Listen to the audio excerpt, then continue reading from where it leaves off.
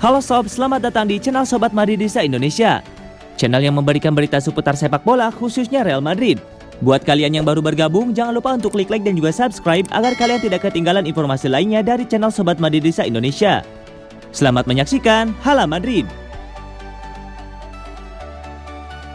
Yuk, bisa yuk. Perez optimis Madrid bisa datangkan Mbappe. Presiden Real Madrid Florentino Perez dikabarkan merasa optimis akan mendatangkan Kylian Mbappe dari PSG pada tahun 2022 mendatang. Madrid sudah cukup lama dikaitkan dengan Mbappe. Pada akhirnya, El Real berusaha untuk merekrutnya pada musim panas 2021 kemarin. Namun PSG enggan melepasnya.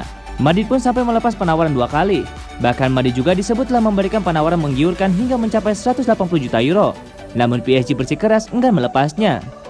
Real Madrid memang gagal memboyong Kylian Mbappe pada musim panas 2021 kemarin. Namun kabarnya mereka tak akan menyerah mengejar pemain Prancis tersebut. Madrid disebut akan berusaha mengejar Mbappe lagi, entah pada bulan Januari 2022 nanti atau pada musim panas saat kontraknya berakhir. Saat ini masa depan Mbappe masih belum jelas.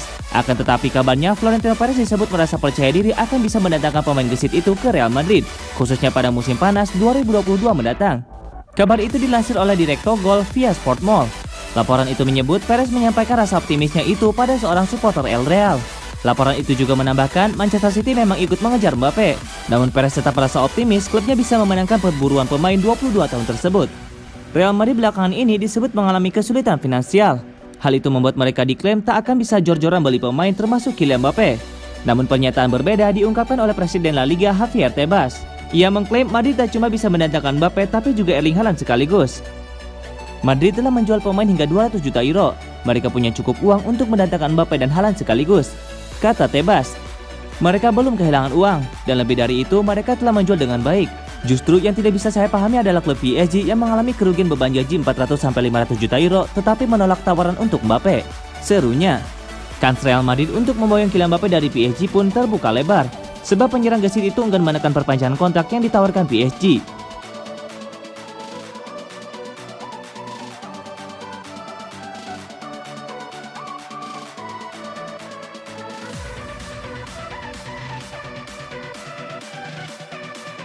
Demi bisa main, playmaker Real Madrid tutupi cedera berbulan-bulan. Walaupun baru absen selama kurang lebih 3 bulan akibat cedera otot kunci paha, rupanya Toni Kroos sudah tidak dalam kondisi prima sejak Maret 2021. Ia terpaksa bermain dengan menahan rasa sakit untuk bisa terus membela Real Madrid dan timnas Jerman. Akan tetapi pengorbanannya bisa dibilang cukup sia-sia. Madrid gagal memenangkan Liga Spanyol dan Liga Champions usai kalah bersaing dengan Atletico Madrid dan Chelsea. Jerman juga tak punya kampanye yang apik di gelaran Euro 2020. Der Panzer hanya mampu menginjakan kaki hingga babak 16 besar karena disingkirkan Inggris. Kroos bahkan jadi kambing hitam kegagalan negaranya akibat tampil kurang maksimal. Beruntung kini Kroos sudah mulai membaik dan bahkan sudah mulai rutin berlatih bersama rekan-rekannya di Real Madrid.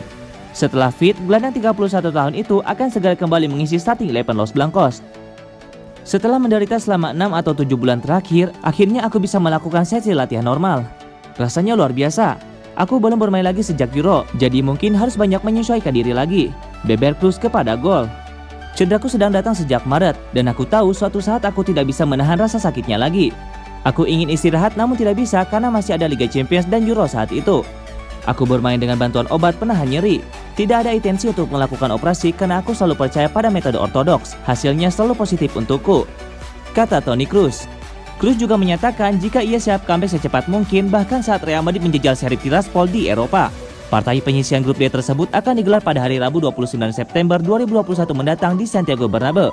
Akan tetapi yang menentukan susunan pemain nantinya tetap Carlo Ancelotti selaku manajer. Bisa jadi Kroos hanya akan dijadikan cadangan sembari menunggunya bugar sepenuhnya. Sejak Toni Kroos absen, Real Madrid sudah cukup beradaptasi dengan kombinasi Fede Valverde, Casemiro, Isco atau Luka Modric di lini tengah. Bahkan kini mereka punya Eduardo Camavinga yang sejauh ini punya catatan memuaskan walau baru tiba pada musim panas lalu di Liga Spanyol dari Stade Rennes.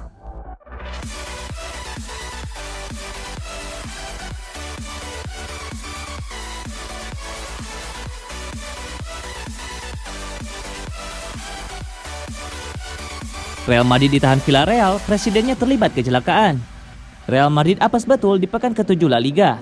Usai ditahan Villarreal, presidennya Florentino Perez juga terlibat kecelakaan lalu lintas. Madrid menjamu Villarreal di Santiago Bernabeu pada hari Minggu 26 September 2021 dini hari waktu Indonesia Barat. Los Blancos cukup kesulitan menjamu The Yellow Submarine. Menurut Opta, Madrid hanya membuat 2 shoot on target dari 15 percobaannya. Sementara Villarreal juga kepayahan menembus pertahanan lawannya. Skor berakhir 0-0. Usai pertandingan itu ada insiden kecil yang dialami kubu Real Madrid. Tepatnya sang presiden Florentino Perez yang kena apes. Perez terlibat kecelakaan kecil di jalan raya. Dilansir Marca, mobilnya ditabrak dari belakang saat meninggalkan kawasan Madrid. Saat hendak menikung, mobil Perez diseruduk mobil SUV dari belakang. Sontak, momen itu membuat mobil Florentino Perez langsung berhenti mendadak. Momen itu terekam kamera televisi. Perez terlihat menjadi tontonan orang-orang yang berhenti sejenak untuk mengabadikan momen itu dengan kamera ponsel atau orang-orang yang memang sedang terjebak lalu lintas. Dilansir Marca, Perez juga malah diteriaki penggemar Real Madrid. Salah satunya berteriak Kylian Mbappe agar Madrid merekrut penyerang Paris Saint-Germain itu. Bos Madrid kabarnya menanggapinya dengan mengiyakan usulan itu. Hasil imbang kontra Villarreal membuat Real Madrid belum goyah dari puncak klasemen Liga Spanyol. Karim Benzema dan kawan-kawan masih berada di peringkat pertama dengan 17 poin dari 7 laga, unggul 1 poin dari Real Sociedad.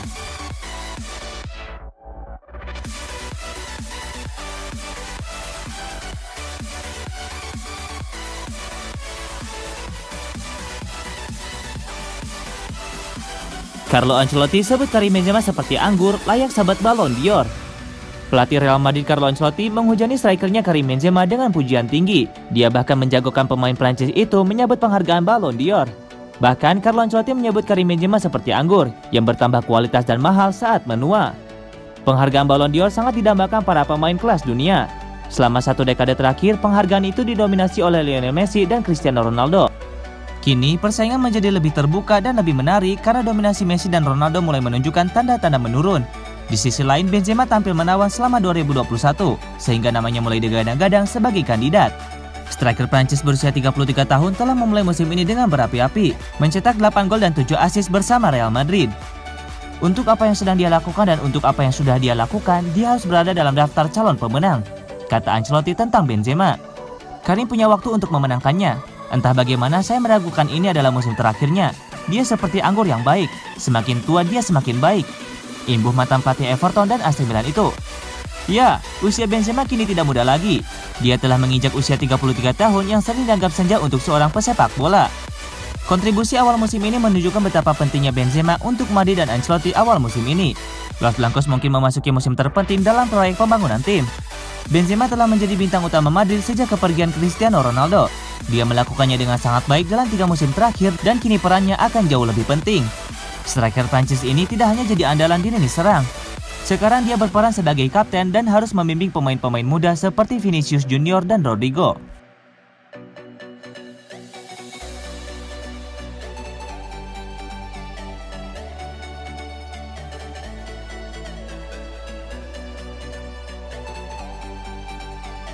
Real Madrid versus Sheriff, Toni Kroos comeback. Sebuah kabar baik datang bagi Real Madrid. Gelandang mereka Toni Kroos dikonfirmasi siap comeback melawan Sheriff. Kroos bisa dikatakan salah satu sosok yang krusial di skuad Real Madrid. Dia sudah menjadi jenderal lini tengah Los Blancos sejak 8 tahun yang lalu. Kroos sendiri belum bermain lagi di Real Madrid pada musim ini karena sang gelandang mengalami cedera pangkal paha yang membuatnya sudah absen selama 3 bulan. Kroos mengaku kini kondisinya sudah siap untuk bermain sekali lagi. Saya sudah mempersiapkan diri dengan baik, buka Kroos kepada gol internasional. Kroos cukup optimis bahwa ia akan dilibatkan dalam pertandingan melawan Sheriff Tiraspol nanti. Meski ia mengaku belum yakin bisa langsung jadi starter di laga tersebut. Saya rasa saya akan kembali ke skuad besok. Dari situ kita akan lihat opsi apa yang terbaik yang bisa kami lakukan. Kroos mengaku tidak mau memaksakan diri untuk bermain melawan Sheriff nanti. Ia menyebut bahwa ia baru akan bermain jika sang manajer memberikannya lampu hijau untuk beraksi. Besok saya akan berbicara dengan Ancelotti. Jika ia merasa situasinya terlalu beresiko dan lebih baik menunggu, maka saya akan mematuhinya, ujarnya. Real Madrid bertekad untuk kembali ke jalur kemenangan saat melawan Sheriff, karena pada akhir pekan kemarin mereka ditahan imbang Villarreal dengan skor 0-0.